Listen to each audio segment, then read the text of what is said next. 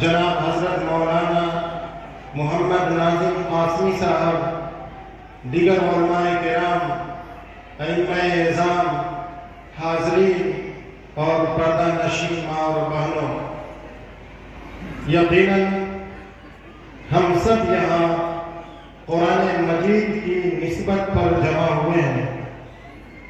قرآن مجید وہ اللہ کے نبی صلی اللہ علیہ وسلم کا معجزہ ہے جو قیامت تک باقی رہنے والا ہے۔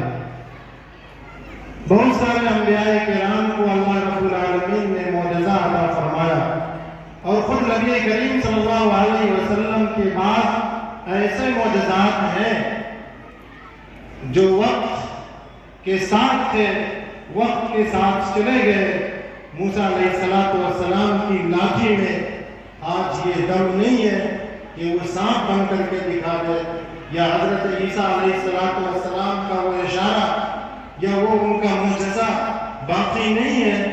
خود نبی کریم صلی اللہ علیہ وسلم کا وہ اشارہ جس سے چاند دو ٹکڑے ہو گئے وہ باقی نہیں رہا۔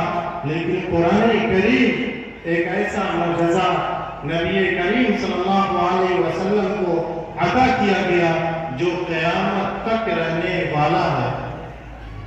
قرآن کریم اللہ کا کلام ہے۔ قرآن کریم کی نسبت سے چیزوں کی نسبت بلند ہو جاتی ہے۔ جب ہم اور آپ کی نسبت قرآن مجید سے ہو گئی تو ہماری اور آپ کی نسبت بھی اور لوگوں میں زیادہ بلند ہو گئی۔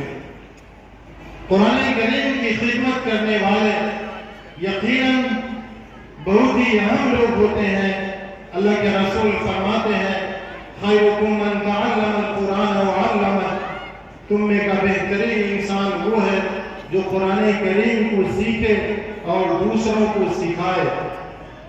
ہمارا امت دعوت ہے، ہمارا کام ہی یہی ہے کہ ہم نیکیوں کا حکم کریں، برائیوں سے روکیں، اور ہم سب کو اللہ تعالیٰ نے یہ حکم دیا اے ایمان والو اسلام میں پورے طور پر داخل ہو جاؤ۔ اسلام میں پورے طور پر انسان کیسے داخل ہوگا؟ ہم اور آپ خوش نصیب ہیں کہ ہم اور آپ کو اللہ تعالیٰ نے مسلمان گھروں میں پیدا کیا اور ہم سب ایمان والے بن گئے۔ ایمان آسانی سے مل گیا، لیکن اس ایمان کی حفاظت بہت ہی اہم ہے۔ اس کی حفاظت ہم کیسے کریں گے؟ اس کے لیے اللہ تعالیٰ نے فرمایا ادخلوا فی السلم کافہ، مکمل طور پر اسلام میں داخل ہو جاؤ، تبھی تمہارے ایمان کی حفاظت ہوگی۔ اور یہ کب ہوگا؟ جب ایک انسان کے اندر تفہیم قرآن پیدا ہو جائے، جب ایک انسان تدبر قرآن والا بن جائے، جب ایک انسان قرآن کریم کو پڑھنے والا بننے کے ساتھ ساتھ قرآن کریم کا سمجھنے والا بن جائے۔ اور یہ کب ہوگا؟ جب ہم اور ہم اپنے بچوں کو جامعہ قاسم العلوم سے جوڑیں گے۔ جامعہ قاسم العلوم حضرت مولانا ناظم صاحب دامت برکاتہم نے کن حالات میں قائم کیا آپ سب اس سے بخوبی واقف ہیں۔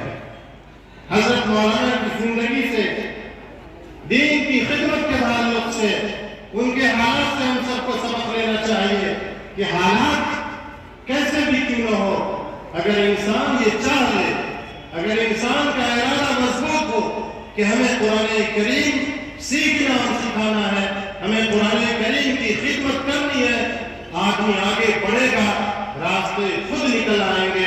جیسا کہ آپ نے دیکھا کہ حضرت مولانا ناظم صاحب نے 4 بچوں سے مدرسہ کو شروع کیا، اور آج یقیناً مولانا کو کہنے میں بھی اچھا لگ رہا ہے اور ہم اور آپ کو سننے میں بھی اچھا لگ رہا ہے، بلکہ رش کہہ رہا ہوگا کہ آج اس اجلاس سے 70 بچوں کے سروں پر قرآن کریم کے تعلق سے دستار باندھی جائے گی۔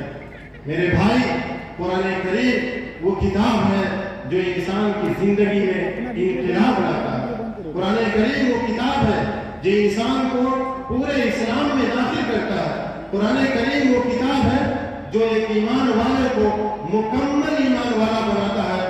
قرآن کریم وہ کتاب ہے جو انسان کی زندگیوں کے سمت کو صحیح سمت میں بدل دیتے ہیں۔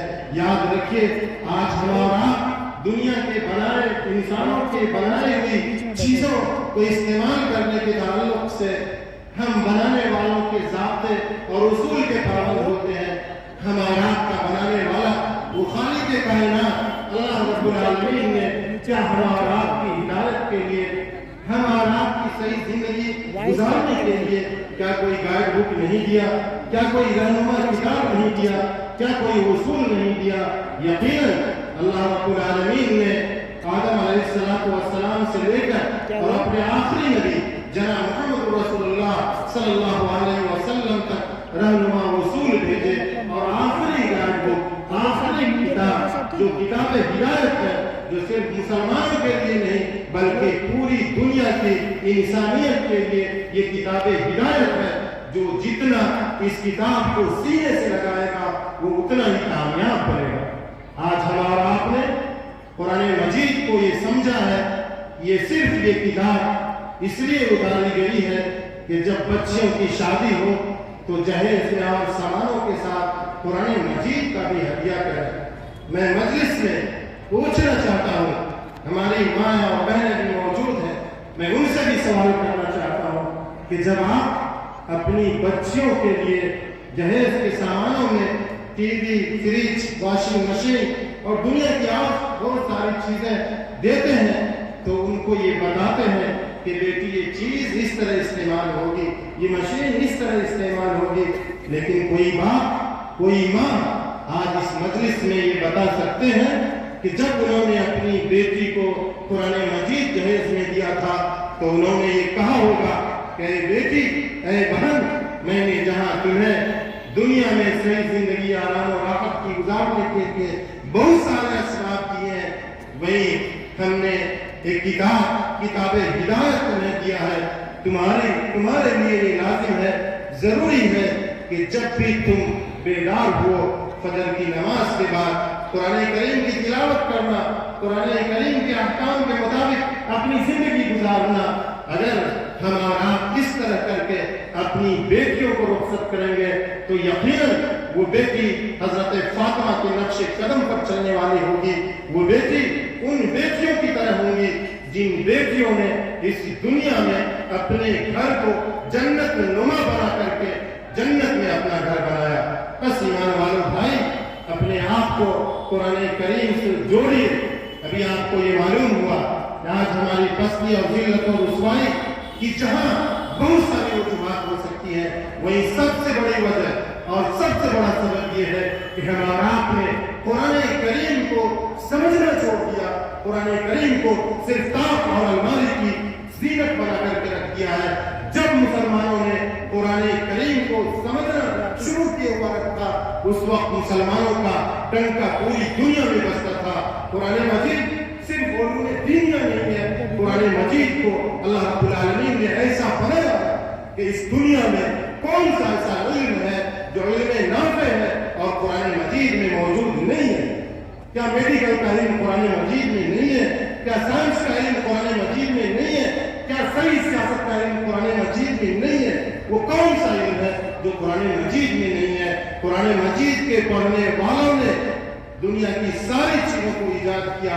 آج ہمارا آپ نے قرآن کریم سے اپنا رشتہ کمزور کر لیا ہے۔ آج ہماری بہنوں نے، ہماری بیٹیوں نے، ہمارے ماؤں نے قرآن کریم سے اپنا رشتہ کمزور کر لیا ہے۔ آج ہماری ماؤں کی یہ ذمہ داری بنتی ہے کہ وہ اپنے بچوں کو اول دن سے یہ دل میں بیٹھانے کی کوشش کرے، ان کے دماغ میں یہ نقش کرانے کی کوشش کرے کہ تمہاری زندگی میں اگر کوئی بہت بڑی چیز ہے تو یہ کتاب ہدایت ہے۔ آج ہمارا بچہ چھوٹا ہو یا بڑا وہ موبائل کی طرف لپکتا ہے۔ کبھی ہمارا آپ نے غور کیا اس موبائل کی طرف وہ بچہ کیوں لپک رہا ہے، جبکہ ابھی وہ بولنا بھی نہیں سیکھا ہے، وہ سمجھ بھی نہیں رہا ہے، اس لیے وہ موبائل کو اہم سمجھتا ہے، اس کی طرف لپکتا ہے کہ ہر ماں باپ دونوں الگ الگ ایک موبائل لے کر اپنے گھر میں بیٹھے رہتے ہیں۔ بچہ یہ سمجھتا ہے، جو بچہ ابھی بول نہیں سکتا ہے وہ یہ سمجھتا ہے اس کا شعور یہ اسے احساس دلاتا ہے کہ تمہاری زندگی میں سب سے اہم چیز موبائل ہے، اسی لیے وہ موبائل کی طرف لپکتا ہے۔ لیکن وہ خوش نصیب ماں باپ جو قرآن کریم لے کر کے بیٹھتے ہیں، جو کتابوں کو لے کر کے بیٹھتے ہیں، جو قلم کاپیاں لے کر کے بیٹھتے ہیں، ان کے بچے موبائل کی طرف نہیں لپکتے ہیں، ان کے بچے قرآن مجید کی طرف لپکتے ہیں، ان کے بچے کتابوں کی طرف لپکتے ہیں، قلم کاپیوں کی طرف لپکتے ہیں۔ بس اگر آپ اور ہم اپنی زندگی میں تبدیلی لانا چاہتے ہیں، انقلاب لانا چاہتے ہیں، تو قرآن کریم سے رشتہ جوڑ لیجئے۔ ایک بات تو یہ، اور دوسری بات یہ کہ آپ اپنے بچوں کو جون سا علم دلانا ہو دلائیے، لیکن قرآن نے ایک بات کہی ہے، تو انفسکم واہلیکم نارا، اے ایمان والو اپنے آپ کو بھی جہنم سے بچاؤ اور اپنی اولاد کو بھی بچاؤ۔ ہمارا اپنے بچوں کی تعلیم کے لیے ایسے اسکول کا انتخاب کریں، خاص طور سے اپنی بچوں کے لیے ایسے اسکول کا انتخاب کریں جس اسکول میں اسلامی تربیت کے ساتھ ساتھ دنیا کی تعلیم دی جا رہی ہو، تو یقین جانیے آپ کا بچہ جہاں بھی ہوگا، جس ماحول میں بھی ہوگا، آپ سے جو انہوں نے ایمان لیا ہے اس ایمان کے ساتھ وہ اپنے آپ کو باقی رکھے گا۔ اور جب ہم نے اسکول غلط انتخاب کیا تو بچے کا ایمان کا کوئی بھروسہ نہیں کہ وہ بچہ اپنے ایمان کا سودا کب کر لے۔ حضرت مولانا قاسم نانوتوی رحمۃ اللہ علیہ اور جناب سر سید مرحوم یہ دونوں درسی ساتھی تھے، ایک استاد کے دونوں شاگرد تھے۔ حضرت مولانا قاسم نانوتوی رحمۃ اللہ علیہ نے دارالعلوم دیوبند قائم کیا۔ مقصد یہ تھا کہ مسلمان اور مسلمان کے بچے قرآن کریم کی تعلیم حاصل کریں گے اور پوری دنیا پر راج کریں گے۔ مقصد یہ تھا کہ اس چراغ سے پوری دنیا میں چراغ جلے گا۔ دارالعلوم دیوبند کے پڑھے ہوئے علماء اور استاد نے یہ طے کیا کہ بانی کا اخلاص ہے، اس کا تعلق محمد رسول اللہ کے مدرسہ سقہ سے ہے۔ بانی کے اخلاص کو دیکھتے ہوئے ہر فارغ نے یہ کوشش کی کہ حالات جو بھی ہو ہمیں ایک مدرسہ قائم کرنا ہے۔ آپ اور ہم سے مانگ کر کے بڑے سے بڑے دارالعلوم قائم کر دیا۔ مولانا ناصر صاحب دامت برکاتہم سامنے مثال کے لیے موجود ہے۔ دوسرا ہوتا ٹوٹ کر کے مایوس ہو کر کے بیٹھ جاتا، لیکن دارالعلوم دیوبند کی روٹی کھائے ہوتے ہمت نہیں ہاری اور ایک دوسرا دارالعلوم قائم کیا۔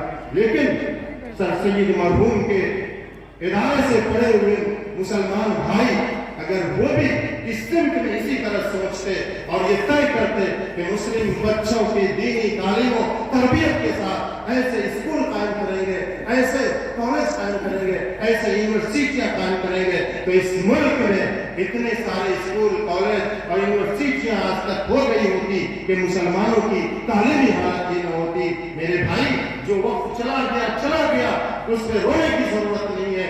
اب ہم آپ کو جس طرح ہم نے مدارس کا جال بچھایا ہے اس طرح کی توجہ دینی چاہیے۔ آپ کے بڑے اداروں کے ذمہ دار بار بار آپ سب کو جگانے کی کوشش کر رہے ہیں۔ آپ سب مل جل کر کے ایسے اسکول قائم کیجئے جو آپ کے اسکول ہو، خاص طور سے بچوں کے لیے اسکول قائم کیجئے تاکہ ہماری بچیاں اپنی عزت کی حفاظت کر سکے، اپنے ایمان کی حفاظت کر سکے، اپنی جان کی حفاظت کر سکے۔ اللہ تعالیٰ ہم سب کو کہنے سننے سے زیادہ عمل کی توفیق عطا فرمائے۔ ہم شکر گزار ہیں ایسے موقع پر جناب حضرت مولانا ناظم صاحب دامت برکاتہم کا اور ان کی پوری ٹیم کا کہ انہوں نے آپ سب سے کچھ بات کرنے کا موقع فراہم کیا۔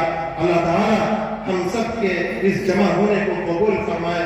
ربنا تقبل منا انك انت السميع العليم وتب علينا انك انت